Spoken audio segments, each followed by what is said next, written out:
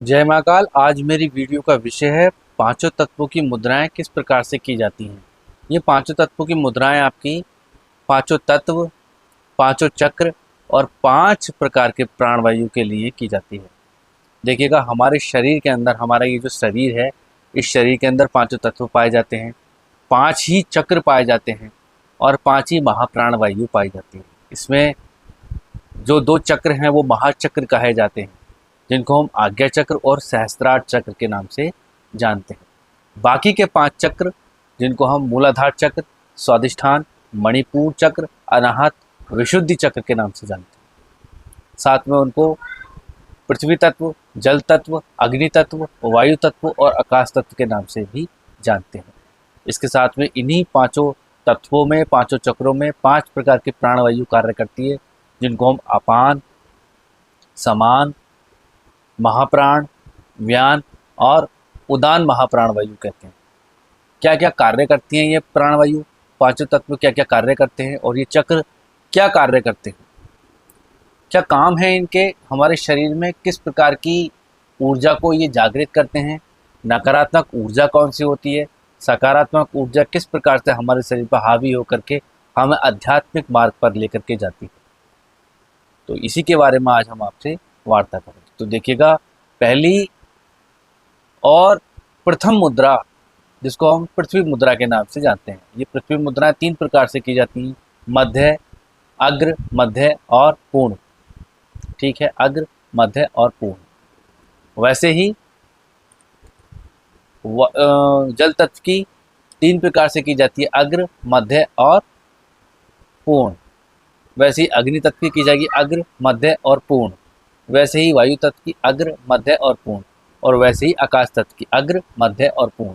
देखिएगा, हमारी ये जो पांचों उंगलियां होती हैं, पांचों तत्वों, पांचों चक्र, पांच प्रकार की महाप्राणवायु का केंद्र माना जाता है। इस हमारे पूरे हाथ में पांच प्राणवायु, पांच चक्र, दो महाचक्र, पांच तत्व, 12 राशियां, 9 ग्रह और 27 नक्षत्र विराजमान रहते हैं। इसके साथ में अगर हम सूक्ष्म अवस्था, अति सूक्ष्म अवस्था की बात करें तो सूक्ष्म शरीर, स्थूल शरीर, कारण शरीर, 16 मुख्य महाप्रमुख नाड़ियां और 5 महाकोश यहाँ विराजमान रहते हैं, अर्थात उनकी नाड़ियां यहाँ पर विराजमान रहती हैं। इसलिए हम मुद्राओं के बल पर अपने शरीर को जागृत करने में सक्षम हो जाते हैं। मुद्राओं का विज्ञान बहुत गहरा विज्ञान है, जिसको कर लेने से आप अपने अंदर की ऊर्जा, अपने अंदर की शक्तियाँ, अपने अंदर की सुप्त अवस्थाओं, सुप्त नाड़ियों को जागृत कर सकते हैं। और ये जागरण की प्रक्रिया बहुत लंबी होती है, कई जन भी इसमें कम पड़ जाते हैं। लेकिन अगर कोई साधक सही है और उसने ये हट कर लिया है कि मैं ये सभी प्रक्रियाओं को, सभी नाड़ियों को, तत्वों को, प्राणवायु को जागृत करूंगा, तब वो सक्षम हो जाता है उस ऊर्जा को ग्रहण करने के लिए। 1 लाख साधकों में कोई 10 साधक ऐसे होते हैं, 10,000 साधक ऐसे होते हैं जो आध्यात्मिक मार्ग पर आते हैं। उन 10,000 में 100 साधक ऐसे होते हैं जो 2 तत्व, 3 तत्व तक साधना कर पाते हैं।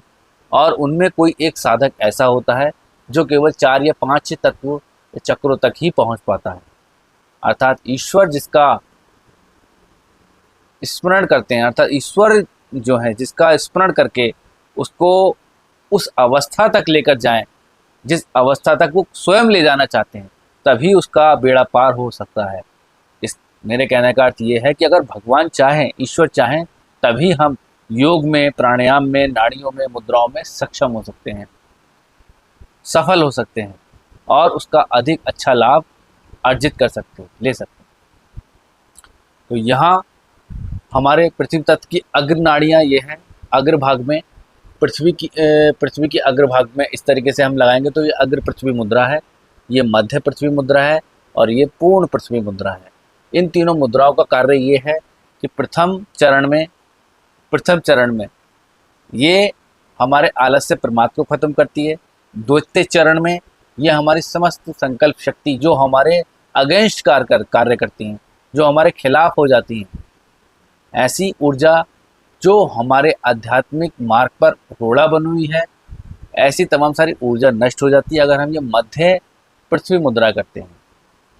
हम अगर ये पूर्ण पृथ्वी मुद्रा करते हैं तो इसमें हमारा मूलाधार चक्र जागृत होता है, इसमें हमारी अपान प्राण वायु संतुलन में आती है, जिससे हमारे पेट के रोग नष्ट हो जाते हैं, लीवर के रोग नष्ट हो जाते हैं, पित्ताशय अग्न्याशय के रोग भी नष्ट होने लगते हैं अगर हम पूर्ण पृथ्वी मुद्रा करते हैं। तो पृथ्वी तत्व से संबंधित जितने भी रोग होते हैं वो रोग हैं पाचन तंत्र से संबंधित, वो रोग हैं लीवर से यकृत से संबंधित, समझ रहे हैं। यकृत को लीवर भी बोलते हैं, लीवर और यकृत अलग अलग नहीं है, एक ही है। पित्ताशय है जिसको हम गॉल ब्लैडर बोलते हैं। तो ये सब जो ऑर्गन है हमारा यहाँ एब्डोमिनल, ये जितने भी ऑर्गन है ये ऑर्गन सुरक्षित रहते हैं, चाहे वह आपका हार्ट है, चाहे वह आपका लीवर है, चाहे वे आपके कोई भी ऑर्गन क्यों ना हो, किडनी हो, प्रोस्टेट ग्लैंड हो, टेस्टिस हो, बहुत सारी चीज़ें, ये सबको सुरक्षा करने का प्रदान, जो सुरक्षा प्रदान करता है, जो कवच का कार्य करता है वो पृथ्वी तत्व करता है। अपान वायु इसमें महत्वपूर्ण भूमिका निभाती है।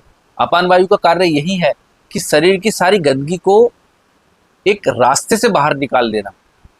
अगर हमारी अपान वायु में गड़बड़ी हो जाती है तो हमारे शरीर की तमाम सारी गंदगी बाहर नहीं निकल सकती। उसको निकालने के लिए हमें अपान वायु की आवश्यकता होगी, और अपान वायु का मुख्य केंद्र बिंदु क्या है? हमारा पृथ्वी तत्व। अर्थात हमारी अपान वायु हमारे पृथ्वी तत्व का संचालन करती है, और हमारा पृथ्वी तत्व हमारे मूलाधार चक्र का संचालन करता है। जब ये मूलाधार चक्र का संचालन करता है तब हमें सूंघने की शक्ति प्राप्त होती है। इतना समझ लिया आपने, जिससे हम ये अनुभव कर पाते हैं कि ये दुर्गंध है, ये सुगंध है, इसको सूंघने योग्य है, ये दुर्गंध है तो ये हमारी ऊर्जा को गड़बड़ी प्रदान कर रही है। बहुत महत्वपूर्ण चीज़ें हैं, समझनी है आपको। ये योग विज्ञान है, बहुत कम साधकों को प्राप्त होता है। वैसे तो हमारे शास्त्रों में बहुत सारा विज्ञान लिखित है और समझने की भी देरी है। आपको केवल पढ़ना है और उसको समझना है और उस पर शोधन करना है, प्रैक्टिकल करना है। तो हमारा पृथ्वी तत्व केवल एक अकेला कार्य ये नहीं करता कि वे हमारे शरीर की सारी गंदगी को बाहर निकाले, वे सूक्ष्म प्रक्रियाओं में हमारे आलस्य प्रमाद का भी जन्मदाता बन जाता है। आलस्य प्रमाद क्या है? आलस्य का अर्थ है कि आप निठल्ले बन करके बैठे रहें। प्रमाद का अर्थ है कि आप जो करने योग्य कार्य हैं वो नहीं कर रहे। प्रमाद भी दो तरह का होता है, अक्रिय प्रमाद और सक्रिय प्रमाद। अक्रिय प्रमाद के अंतर्गत हम निठल्ले बैठे रहते हैं, जो कार्य करने वाला होता है उसको ना करके टालने की कोशिश करते हैं, और आलस्य के शक्ति में, आलस्य की आसक्ति में लिप्त होकर के हम प्रमाद को जगह दे देते हैं अपने शरीर में, जिससे हम पूर्व साधना नहीं कर पाते। और सक्रिय प्रमाद जो है वो है आवश्यक पदार्थों का सेवन करना, लगातार आवश्यक बोलना, हिंसा करना, व्यभिचार करना, दूसरों के सुख से ईर्ष्या करना, ये सब कुछ सक्रिय प्रमाद में आता है। तो आपको दोनों ही प्रमाद नहीं करने हैं, आपको दोनों ही प्रमाद नहीं करने, आपको आलस्य भी नहीं करना है। आलस्य के अंतर्गत आपको अनिद्रा का शिकार हो जाते हैं। अनिद्रा क्या है कि आपको निद्रा तो पूर्ण हो गई, लेकिन आपकी शरीर की तमाम सारी गतिविधियां ऐसी हो गई कि वो अभी भी आराम मांग रही हैं, और जब आप इस आराम में लिप्त हो जाते हैं तब आपका तमोगुण प्रधान रूप में कार्य करता है, जिसके बल पर आप ये समझ नहीं पाते कि हमें महत्वपूर्ण कार्य कौन सा करना है, कौन सा नहीं करना है। आप उसी समय को महत्वपूर्ण मान करके और अपने शरीर को आराम देने लगते हैं, जिससे आपके शरीर का पृथ्वी तत्व बिगड़ जाता है, डिसबैलेंस हो जाता है, संतुलन में नहीं रहता, और आपके शरीर में तमाम सारे रोग उत्पन्न हो जाते हैं, जिनको हम लीवर के रोग, किडनी के रोग, जिनको हम पित्ताशय के रोग और भी बहुत सारे नामों से जानते हैं। तो जितने भी ऑर्गन होते हैं उनकी सुरक्षा का कार्य करता है हमारा पृथ्वी तत्व, और हमारे पृथ्वी तत्व का अवगुण है, क्या अवगुण है? आलस्य और प्रमाद। अगर हम इन 3 मुद्राओं को करते हैं, जिनको हम बोलते हैं अग्र पृथ्वी मुद्रा, मध्य पृथ्वी मुद्रा और पूर्ण पृथ्वी मुद्रा, लगातार 12-12 मिनट के अंतराल में इन मुद्राओं का अभ्यास करते हैं, तब हम इन सारी झंझावातों से मुक्त हो जाएंगे। तब हम इन सभी स्थितियों से मुक्त हो जाएंगे।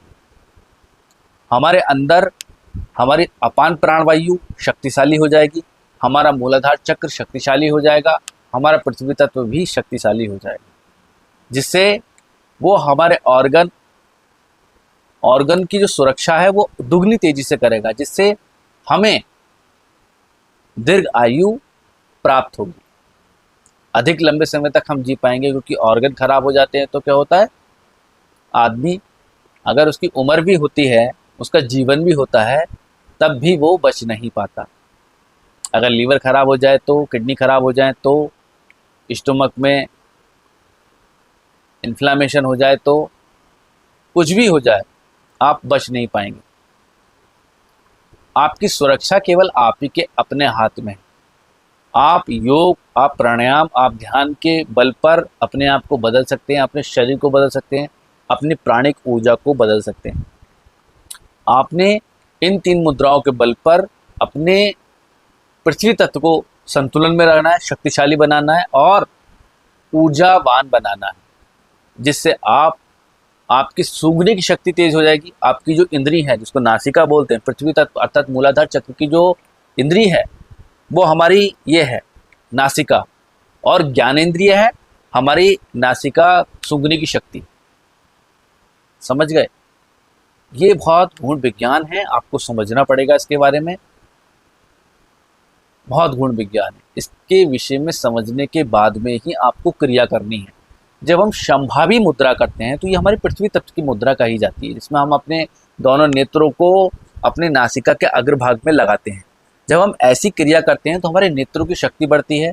पहली चीज, स्वादिष्ठान चक्र की स्थितियों का ज्ञान हमें होता है, अर्थात नाभि से नीचे का जो चक्र है स्वादिष्ठान चक्र, और नाभि से 4 अंगल और नीचे की तरफ, पेड़ू से 4 अंगल नीचे की ओर गुदा मार्ग पर हमारा मूलाधार चक्र का स्थान है। समझ लिया आपने? इतना आपने समझ लिया। कहाँ कहाँ पर स्थान माने जाते हैं? हमारा मूलाधार चक्र का स्थान हमारे गुदा मार्ग के माध्यम में माना जाता है, मूलाधार चक्र के पास में, गुदा मार्ग के पास में। उसके बाद में हमारा नाभि से 4 अंगल नीचे पेड़ू प्रदेश में स्वादिष्ठान चक्र का स्थान है, जो चंद्र का आधा चंद्रमा का लिए हुए है, और उससे नीचे हमारा मूलाधार चक्र है। ये जो मूलाधार चक्र है, इसके जो अधिपति देव हैं, जो इसके अधिष्ठाता देव हैं, वो भगवान गणेश हैं। भगवान गणेश का ध्यान करके ही हमें इन 3 मुद्राओं का अभ्यास करना चाहिए। इन 3 मुद्राओं का अभ्यास से क्या होगा, हमें रिद्धि सिद्धि वैभव और समृद्धि की भी प्राप्ति होती है। ऐसा नहीं है कि आप इन मुद्राओं का अभ्यास करें तो केवल आपको अपना ये शरीर ही ठीक प्रकार से रख लेना है सही से, ऐसा नहीं है। आप जब इन मुद्राओं का अभ्यास करेंगे तब आप इस शरीर को तो बदलेंगे, साथ में आपका सूक्ष्म शरीर और आपका कारण शरीर भी बदलेगा। आपका सूक्ष्म शरीर जो 17 तत्वों को ग्रहण किए हुए रहता है, जिसमें 5 प्रकार के प्राणवायु हैं, 5 प्रकार के तत्व हैं, 5 प्रकार के चक्र हैं, 5 प्रकार की ज्ञान इंद्रियां हैं, और 2 बुद्धि और मन है। समझ लिया आपने? हमारा स्थूल शरीर हमारे 5 तत्वों से मिलकर के बना होता है। ये निष्क्रिय अवस्था में है, लेकिन इसके अंदर एक सूक्ष्म शरीर है, वो हमें हमारे शरीर को एक्टिव किए हुए रहता है, जागृत किए हुए रहता है। अगर सूक्ष्म शरीर निष्क्रिय अवस्था में चला जाए तो ना ही हम कुछ देख पाएंगे, ना ही सुन पाएंगे, ना ही बोल पाएंगे, और ना ही कुछ भी अनुभव कर पाएंगे, क्योंकि ज्ञान का जो मुख्य केंद्र है वो हमारा सूक्ष्म शरीर है। हम अपने सूक्ष्म शरीर से ही ज्ञान कर पाते हैं, स्मृतियों का, विचारधाराओं का, धारणाओं का, संकल्पों का, और अपने जीवन का, अपने निजी जीवन का, जिसमें हमारी मेमोरी रहती है कि ये हमारी माता है, ये हमारे पिता हैं, ये हमारे बहनें हैं, ये हमारे भाई हैं, ये हमारे मित्र हैं, जिसमें हमें ये ज्ञान रहता है कि ये आलू है, ये टमाटर है, ये आम है, ये केला है, ये सेब है, ये संतरा है। इन सभी चीज़ों का ज्ञान रहता है। तो ये जितना भी ज्ञान है हमारे सूक्ष्म शरीर से प्राप्त होता है हमें, हमारे इस शरीर से हमें प्राप्त नहीं होता। ये शरीर तो एक आधार है, उस शरीर को रखने का एक पिंजरा है, वो शरीर इससे अलग है। ऐसा समझिए कि पिंजरे में एक पक्षी है, वो पक्षी अंदर है। अब जब तक आपका जीवन है तब तक वो पक्षी इस शरीर में कैद रहता है, लेकिन जब जीवन खत्म हो जाता है, ये शरीर खत्म हो जाता है, तब वो शरीर जब ये शरीर खत्म हो जाता है तो क्या होता है, वो पक्षी इस शरीर से निकल करके उड़ जाता है। कि वो वापस आता है, नहीं आ पाता।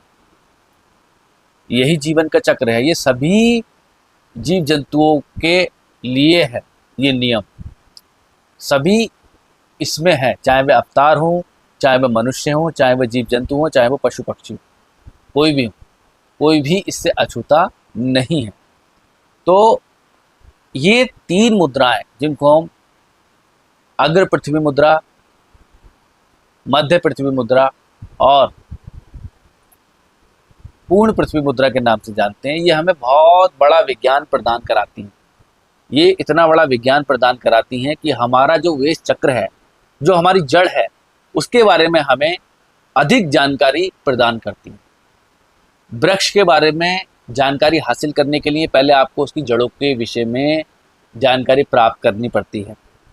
जड़ के बाद में आप तने पर आते हैं, तने के बाद में आप पत्तियों पे आते हैं, पत्तियों के बाद में आप फल पे आते हैं या फूल पे आते हैं। ऐसे ही तो प्रक्रिया आप करते हैं, वैसे ही प्रक्रिया हमारे शरीर की है। पहला चक्र हमारा मूलाधार चक्र है, दूसरा चक्र हमारा स्वादिष्ठान चक्र है, तीसरा मणिपुर चक्र, चौथा अनाहत, पांचवा विशुद्धि, छठा आज्ञा और सातवां हमारा सहस्त्रार चक्र है, जिसको ब्रह्मरंध्र के नाम से जाना जाता है। धीरे धीरे करके इन तत्वों की ऊर्जा, इन तत्वों की मुद्राएं आपको मैं बताऊंगा, इसकी विशेष साधना बताऊंगा। तो ये 3 हमने मुद्राएं आपको बताई हैं। पहली अग्र पृथ्वी मुद्रा, मध्य पृथ्वी मुद्रा और पूर्ण पृथ्वी मुद्रा। आप इसको इस तरीके से करेंगे। प्रथम पृथ्वी मुद्रा कुछ इस तरीके से करेंगे, देखिएगा बहुत लंबा हो गया। पूर्ण पृथ्वी मुद्रा कुछ इस तरीके से करेंगे, यहाँ ऐसे करके इतना पॉइंट पे लगाएंगे। मध्य पृथ्वी मुद्रा ऐसे करेंगे, यहाँ देखिएगा, और ये आपकी पूर्ण पृथ्वी मुद्रा होगा, ऐसे करके इसको लगाएंगे। इसको लगाने के बाद में लाम बीज मंत्र का उच्चारण करना है या ओम का मानसिक जप करना है। तो ओम का मानसिक जप करने के लिए आपको पहले ओम का ध्वनि वाला जप करना होगा। किस तरीके से? ओ,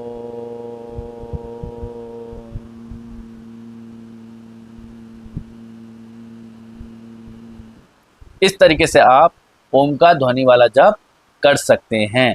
एक बार और सांस को अंदर भरिए नासिका से। किस तरीके से?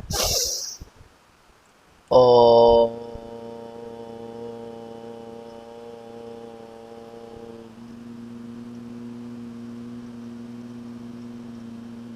इस तरीके से आपको ओम का ध्वनि वाला जप करना है। ध्वनि वाला जप करने के बाद आप इस तरीके से बैठ जाएं, और बैठने के बाद में कल्पना करें कि जो आपने जप किया है वो आपको सुनाई दे। जब आप ऐसी प्रक्रिया करेंगे तो उसको ओम का मानसिक जप कहा जाएगा। साथ में आपका ध्यान नाभि से 8 अंगुल नीचे की ओर लगना चाहिए। आपका जो जहाँ से मलमूत्र निकलता है उस क्षेत्र पर आप ध्यान केंद्रित करें अपना, जब आप इन मुद्राओं का अभ्यास करें। ठीक है। पहली मुद्रा अग्र पृथ्वी मुद्रा है, जो आपको 12 मिनट लगानी है। दूसरी मुद्रा अग्र मध्य पृथ्वी मुद्रा है, जो आपको 24 मिनट लगानी है। तीसरी मुद्रा आपकी पूर्ण पृथ्वी मुद्रा है, जिसको आपको 54 मिनट लगानी है। पहली मुद्रा 12 मिनट, दूसरी मुद्रा 24 मिनट, तीसरी मुद्रा 54 मिनट। ये आपको रविवार वाले दिन लगानी है। अच्छा, रविवार वाले दिन आप इससे साधना कर सकते हैं और भगवान गणेश का जप कर सकते हैं। आप इसको बुधवार में भी कर सकते हैं, क्योंकि बुधवार का दिन भगवान गणेश का माना जाता है, तो आप बुधवार में भी इस मुद्रा का अभ्यास कर सकते हैं। तो कुल मिलाकर के 12 और 54 और प्लस 24 इतने मिनट की आपकी साधना बन गई। तो इतने मिनट की साधना जब आप करेंगे तब आप अपने तमाम सारे रोग, जो आपके पेट के रोग हैं, उनको नष्ट कर देंगे। अपान वायु को पुष्ट करेंगे और अपनी सूंघने की शक्ति को बढ़ा देंगे। बहुत सारी क्रियाएं आपके साथ में घटित होंगी, बहुत सारे चमत्कार आपके साथ में घटित होंगे। बहुत कुछ आपको दिखाई देने लगेगा जब आप इन मुद्राओं का अभ्यास करेंगे। बाकी की 4 मुद्राएं आपको बताऊंगा बाद में, 4 तत्वों की मुद्राएं, वो अगली वीडियो में मैं आपको बताऊंगा। तो हमारी अगली वीडियो जो आपको दिखाई देगी वो स्वादिष्ठान चक्र के बारे में होगी, वो जल तत्व के बारे में होगी। जल तत्व की संध्या का ज्ञान आपको उसमें कराएंगे और जल तत्व के बारे में आपको विस्तार से समझाएंगे, उनकी मुद्राओं के बारे में आपको विस्तार से समझाएंगे। अभी के लिए आप अग्र पृथ्वी मुद्राएं करें। 3 प्रकार की अग्र पृथ्वी मुद्राएं हैं। इनका महत्वपूर्ण समय 9 बजे, 12 बजे और 6 बजे है। सुबह के 9 बजे आप कर सकते हैं, दोपहर के 12 बजे इन मुद्रा का अभ्यास कर सकते हैं, शाम के 6 बजे इन मुद्राओं का अभ्यास कर सकते हैं। इनकी समय अवधि जो है वो है 12 मिनट, 24 मिनट और 54 मिनट। इसके साथ में आपको जो मंत्र अभ्यास करना है वो ओम का मानसिक जप करना है, भगवान गणेश का मंत्र जप करना है, ओम गंग गंग गणपति नमः का जप कर सकते हैं। और साथ में आप इसमें ओम लाम ओम बीज मंत्र का उच्चारण कर सकते हैं, क्योंकि ओम लाम बीज मंत्र जो है मूलाधार चक्र का बीज मंत्र माना जाता है और कहा जाता है इस मंत्र के उच्चारण से हमारा मूलाधार चक्र संतुलन में आता है और सक्रिय हो जाता है। तो इन मुद्राओं का अभ्यास करें, आपको सुनिश्चित इसमें सफलता मिलेगी। कोई भी त्रुटि हो, कोई भी कमी हो या आपको ऐसा लगे कि आप कोई भी प्राणायाम ठीक प्रकार से नहीं कर पा रहे तो हमें कमेंट्स करें, हम आपके लिए एक अलग वीडियो उसमें बना करके देंगे। जय महाकाल।